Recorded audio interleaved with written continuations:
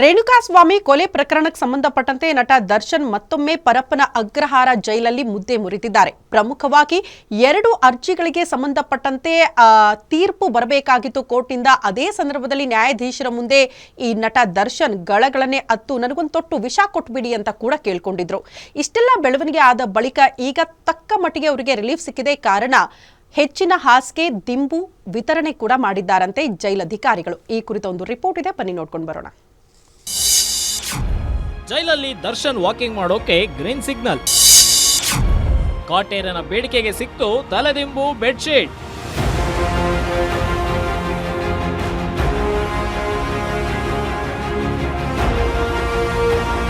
ಕರ್ನಾಟಕದಲ್ಲಿ challenging star Darshan ಅಂದ್ರೆ ಸಾಕು, ಅದು ಬರೀ ಹೆಸರಲ್ಲ, ಅದೊಂದು ಬೆಲೆ ಕಟ್ಟೋದಕ್ಕೆ ಆಗದಂತಹ ಬ್ರ್ಯಾಂಡ್. ಕೋಟ್ಯಾಂತರ ಅಭಿಮಾನಿಗಳ ಆರಾಧ್ಯ ದೈವ, ಸೂಪರ್ ಡೂಪರ್ ಲೈಫ್ ಸ್ಟೈಲ್. ಹೀಗೆ ಇದ್ದಂತಹ ನಟ ದರ್ಶನ್ಗೆ ಇದೀಗ ಕೇವಲ ಒಂದು ತಲೆದಿಂಬು ಬೆಡ್ಶೀಟ್ಗೋಸ್ಕರ ಅಂಗಲಾಚುವ ಸ್ಥಿತಿ ಬಂದಿರೋದಂತೂ ನಿಜಕ್ಕೂ ಶೋಚನೀಯ. ಹೌದು, ಒಂದು ಚಿಟಿಕೆ ಹೊಡೆದ್ರೆ ಸಾಕು ಏನ್ ಕೇಳಿದ್ರು ಕಣ್ಮುಂದೆ ಬಂದು ಬೀಳ್ತಾ ಇತ್ತು.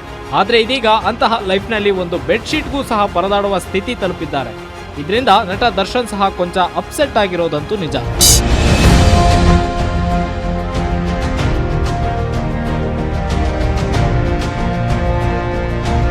ಪರಪ್ಪನ ಅಗ್ರಹಾರದಲ್ಲಿರುವ ದರ್ಶನ್ಗೆ ಇದೀಗ ಕೊಂಚ ಮಟ್ಟಿಗೆ ನಿರಾಳವಾಗಿದೆ. ಬೆಳಗ್ಗೆ ಮತ್ತು ಸಾಯಂಕಾಲ ವಾಕಿಂಗ್ ಮಾಡೋದಕ್ಕೆ ಇದೀಗ ಕೋರ್ಟ್ ಅನುಮತಿ ನೀಡಿದ್ದು, ಆ ಒಂದು ಆದೇಶದ ಮೇರೆಗೆ ಇದೀಗ ಜೈಲಿನ ಸಿಬ್ಬಂದಿಗಳು ಸಹ ಅದಕ್ಕೆ ಅವಕಾಶ ಕಲ್ಪಿಸಿಕೊಟ್ಟಿದ್ದಾರೆ.